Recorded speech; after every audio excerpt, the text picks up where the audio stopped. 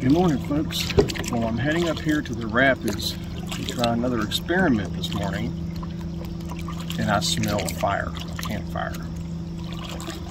What do you want to bet it's that squatter? I don't know. I guess I'm going to find out here in a minute.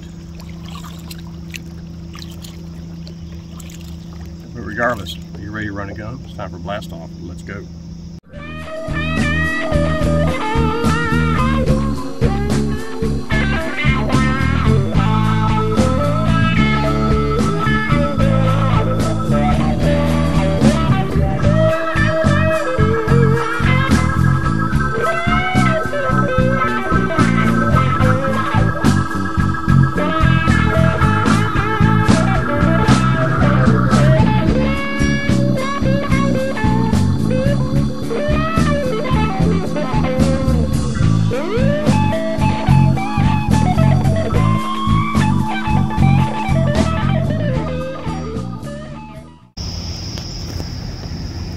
Yep, there he is, and he's got the place littered.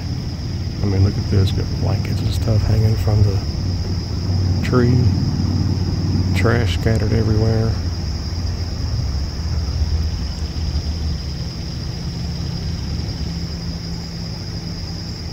That's pitiful, man, pitiful, it really is. Good morning, folks, Todd here with you. Welcome back to Bassin 101. I thought I would try something different this morning. I'm trying to stay quiet because I don't want to wake that squatter up and have to deal with him. But I'm trying something different this morning. I got some stain to the water. Actually, this was chocolate milk like 3 or 4 days ago. We've had quite a few storms roll through. Water level's back to normal though, but that's why I didn't get out last week. But what I have with me today are some hand-tied Marabou jigs. These are 1/8 ounce with my little weedless deal on there. Eagle claw sickle hooks, black nickel, and this is my black and blue. I've got a little magnetic fly box here. I've got green pumpkin and a brown orange mix, and they all have this UV chenille going all the way through the body. So you can see that.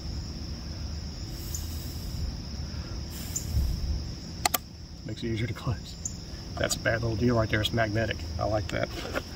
I've got me a little fanny pack that I keep all my stuff in, so I can go walk in the river if I wanted to. A little boing boing boing aluminum pliers, and never ever hit the water without line of real magic. So I always make sure I got it good. Now what I have on here, this is 10-pound Daiwa J braid. Like I said, I tie a loop knot with my Marabou jig. See how that sits? I tie a loop knot and I have a fluorocarbon leader, 8-pound. Now you're thinking, well, that's not very finesse.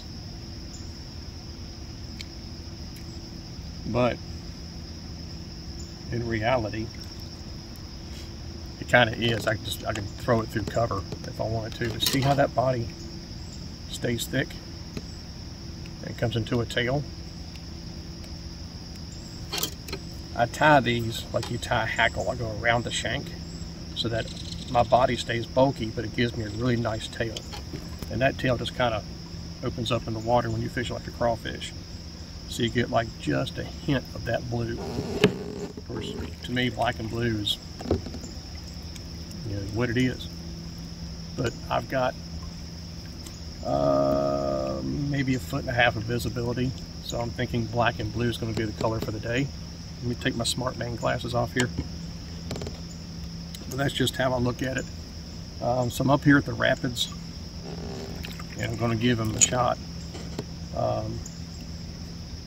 Like I said, it's an experiment day. I want to prove to myself that even though the water's pretty stained, that I can still catch them on finesse type tackle. Because this to me is, this is my slider rig.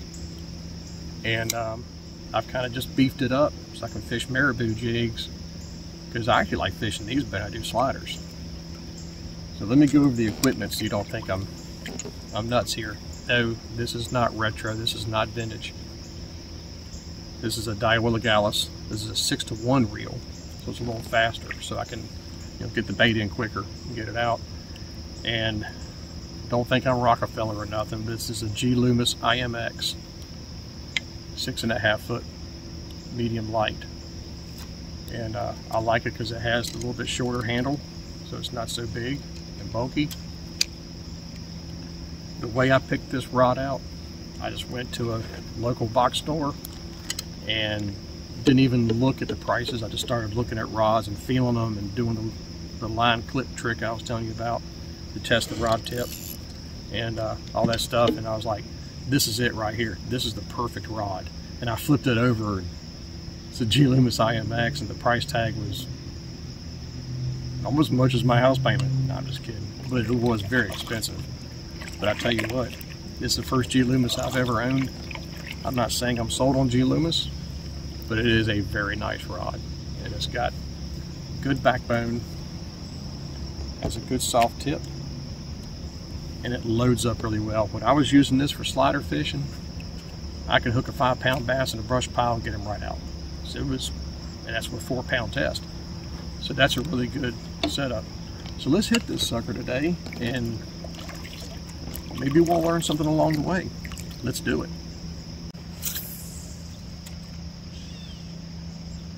So I fished the rapids, and they just haven't been good this year. You know, usually, I mean, I'm just now coming out of it. I showed you all these rapids before and how it dog legs to the right really hard. And so I'm fishing the dog leg right now. It's just a bunch of rocks and boulders and just a rock bottom. A little bit of timber on it. But I tell you, I haven't had the first hit this morning. I figured, you know, it's like 60 out here this morning. I actually have 2 t-shirts on today. Yes, if it feels this, you can tell it falls around the corner. That guy never woke up. He stayed in that tent. He must have partied too hard last night. Instead of fishing, he was too busy partying. Typical. But again, he's a squat. I got hit going right here. Oh, son of a gun. It's been a little red eye. Had to have been a red eye. You know, that's a red eye. Or a long-eared sunfish. But that's that black and blue. I hope that sunlight catches it really good. With that UV chenille that I wrap in there. It gives it just a little bit of flash in the water. It's kind of supposed to be cloudy this morning. It looks like the sun's kind of popped out.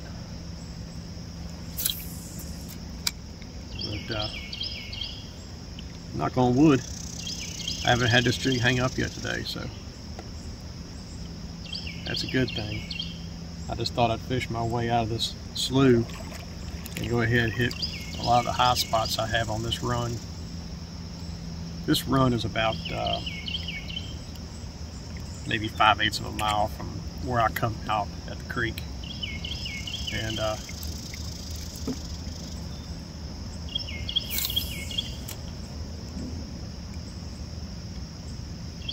you know, it gives me a good 3-hour run, 3.5-hour run. I can just kind of float down the creek or float down the river,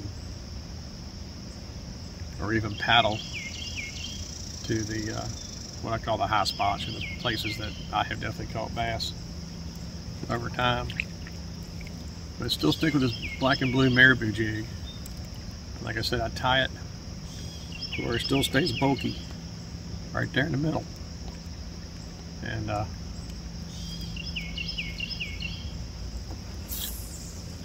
here, once I come out of this little dog leg, I'm going to hit that one stump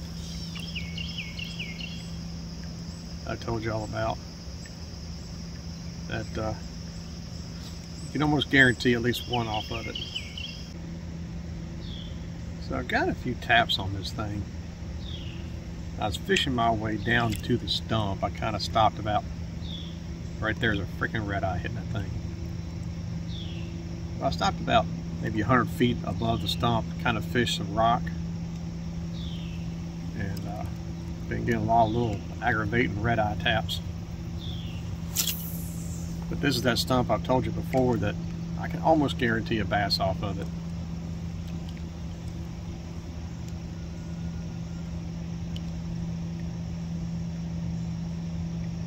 But right now I ain't had nothing as far as an actual hit.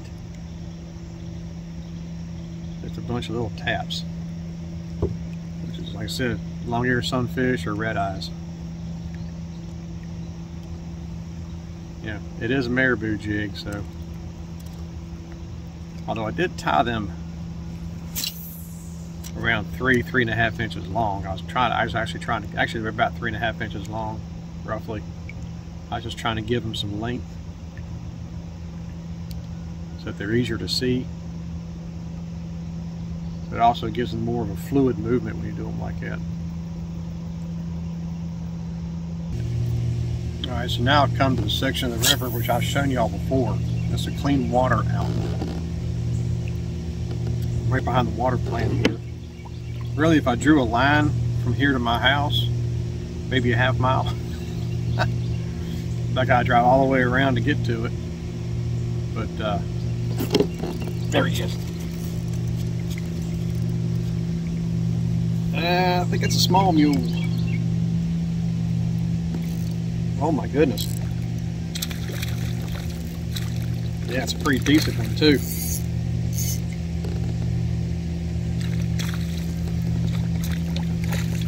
Come here, buddy. Whoa.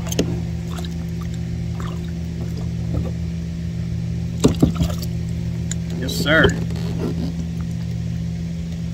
The old black and blue Marabou jig. Nice smallmouth. Ain't she pretty? Thank you, thank you. Well, we're not skunked now, are we? I ain't got to ride in the back of the truck. I ain't got nobody to drive it anyway. So he was right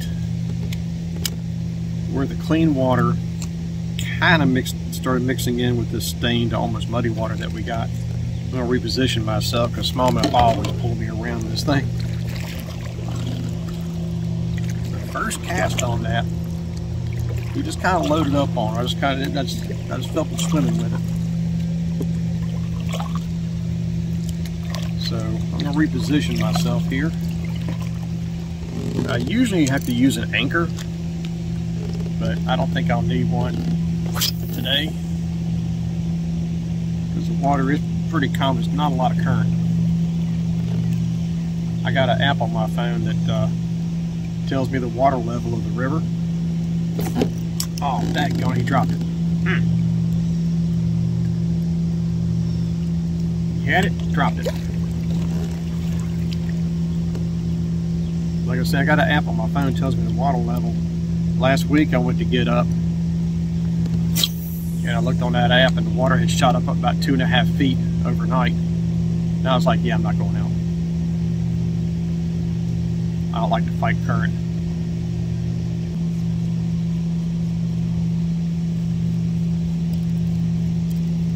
Well, let's see if I can show you what I'm talking about, how the water mixture is right here. Alright, can you see what I mean by the water mixture? I don't know how well you can see that. But you got the clean water coming out of here, and it mixes in with this stained water that I've got, and that clean water kind of goes down through here. I'm kind of floating away. I need to get back in position, but I hope you can see that. I got a good one here, guys. I mean a good one. It's a big old largemouth. Right off the rock. I mean, she's about 2.5 pounds. Oh my goodness.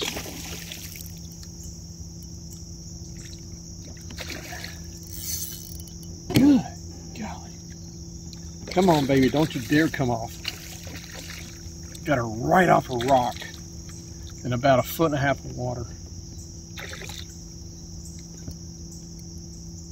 Guess you don't want to give up. These river largemouth, man, are just beasts.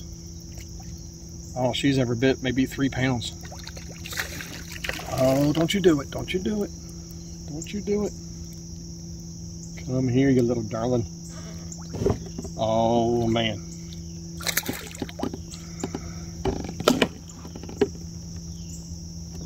I got you. Oh, baby. Look at that. Look at that largemouth. Oh my goodness. Look at that. Whoa. Hello. Look how fat she is. She's been up there eating crawfish. Look at the size of that thing. She's beautiful. Oh my goodness. Goodbye. Thank you so much, you beautiful creature, you. Oh my goodness. And there she goes. It's so fun to release fish like that. Wow. That was worth the trip, guys. That was worth the trip. On that black and blue Marabou jig.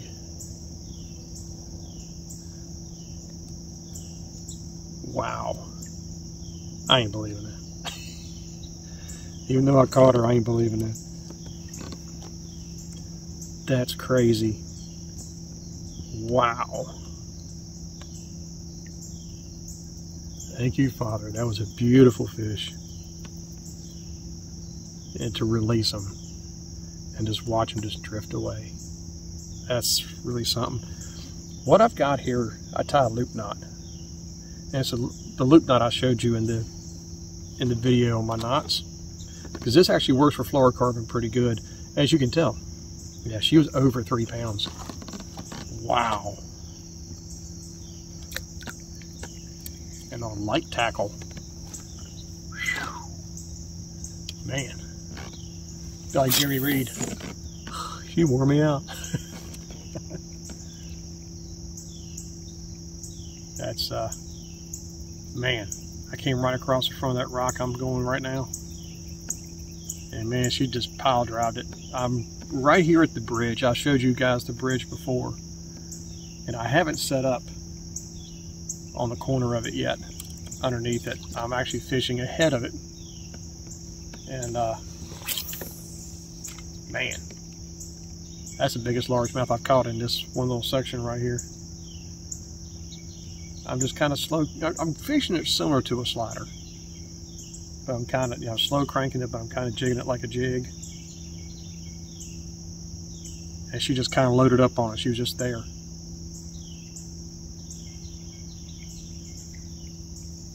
But she wasn't fighting super hard. I don't know what's got these fish turned off today. I really don't. I mean, it's a cloudy day. And I figured they'd be hitting, but it's slow. But I will take her. Beautiful fish. Alright, so coming back in, here's the morning recap. What a bass. That's the biggest one I've caught, and well, it's definitely the biggest one I've caught since I came back out on the water after a year's hiatus. But you'd be surprised how many bass like that I've caught in this river, including smallmouth. Matter of fact, that's the biggest bass I've caught since I had my back-to-back slider bass. I caught in November, about, it's almost been 2 years ago. Back-to-back casts, I caught a 3.5 pound smallmouth, turned right around, caught about a 4 pound largemouth. Yeah, caught them in the slough, about 12 foot of water. But, recap. Well, I was fishing that Marabou jig several different ways. Like I said, very similar to the way I fish a slider worm. except I put a little more rod tip action in it. I do jig it a little bit. I'll slow crank it. I even cranked it 2-3 foot deep, suspended, and just, you know, cranked it slow and twitching it once in a while. If I had to add another color,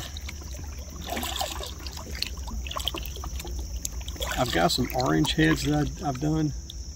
I think I might make a parrot. The old rebel parrot kind of color. Other than that, I'm fine with the 3 colors I showed you. And I'll do a video down the road of my setup and everything else, but I do have this rod which is set up for boat fishing, whether it's reservoirs, rivers, whatever. And I have another rod that I have set up with 4-pound test leader, and it's more of a panfish rod. It's a St. Croix, but it's actually set up for, you know, wading the rivers and stuff, pair of waders and stuff. It's kind of hitting holes and things like that. That's what I have that rod for. This one's a little stiff for that, because you got to make long casts, and it's a little whippier, so I can get the longer casts. So that's all I got for today, guys, until I do another video and show you actually what I'm using on this stuff and how I pack my little fanny pack and all that stuff. So until next time, guys, may the Father bless you and keep in Yeshua's name, and as always, fish on.